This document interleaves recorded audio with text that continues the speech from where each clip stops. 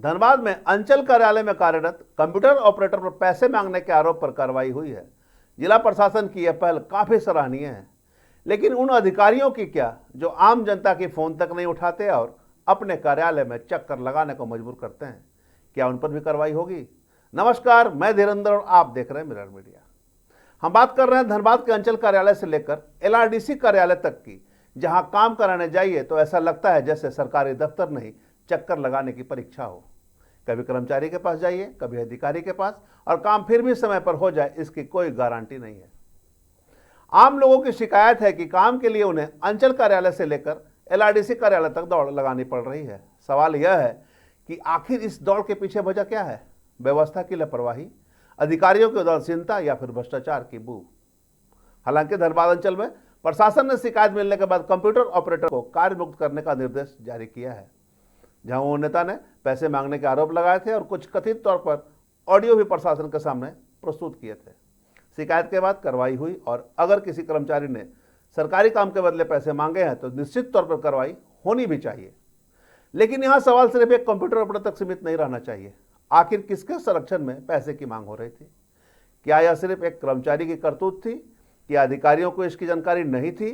और अगर जानकारी थी तो कार्रवाई पहले क्यों नहीं हुई? और अगर जानकारी नहीं थी तो कार्यालय की निगरानी व्यवस्था पर सवाल क्यों न उठाए जाए?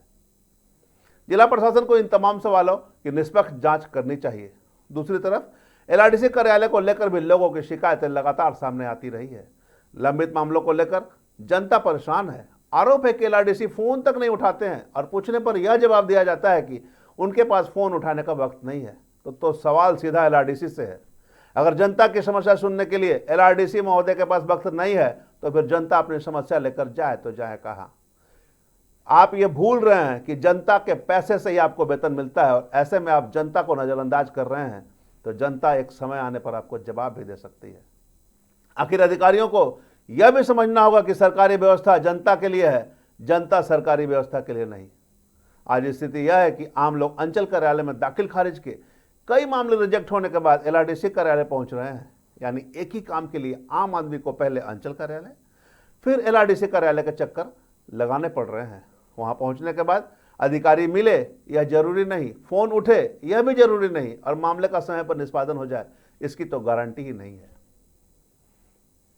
सवाल जिला प्रशासन से, अगर पैसे मांगने वाले कर्मचारी पर कार्रवाई हो सकती है तो जनता को बेवजह कार्यालयों के चक्कर लगाने वाले सीओ और एलआरडीसी पर कार्रवाई कब होगी?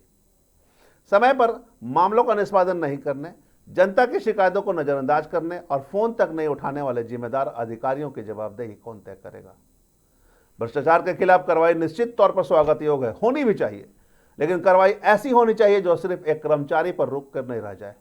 व्यवस्था में जहां भी गड़बड़ी हो वहां तक कार्रवाई की पहुंच होनी चाहिए, क्योंकि आम जनता को अपना हक पाने के लिए न तो किसी की जी हजूरी करनी चाहिए और न ही सरकारी दफ्तरों के चक्कर लगाते लगते थक जाना चाहिए। धनबाद उपायुक्त आदित्य रंजन व्यवस्थाओं को धरातल पर उतारने के लिए लगातार मेहनत कर रहे हैं। सुबह से लेकर रात तक जनता के बीच रहना, लोगों की समस्या सुनना और व्यवस्थाओं में सुधार की कोशिश करना, यह निश्चित तौर पर एक सकारात्मक पहल है। लेकिन बड़ा सवाल यह है कि जब जिले का मुखिया जनता के लिए इतनी मेहनत कर रहा है तो उसके अधीनस्थ काम करने वाले अधिकारी आखिर क्या कर रहे हैं?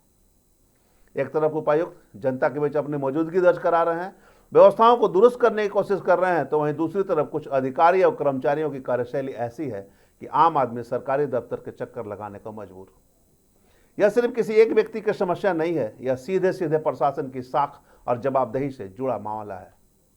अगर कोई अधिकारी खुद को व्यवस्था से ऊपर समझने लगे, जनता की शिकायतों को नजरअंदाज करे, फोन उठाना जरूरी न समझे और मामलों के निष्पादन में अनावश्यक देरी करे, तो ऐसे अधिकारियों को उनकी जिम्मेदारी का एहसास भी कराना बेहद जरूरी है। ऐसे में जरूरत है कार्यालयों की कार्यप्रणाली की सख्त समीक्षा करना।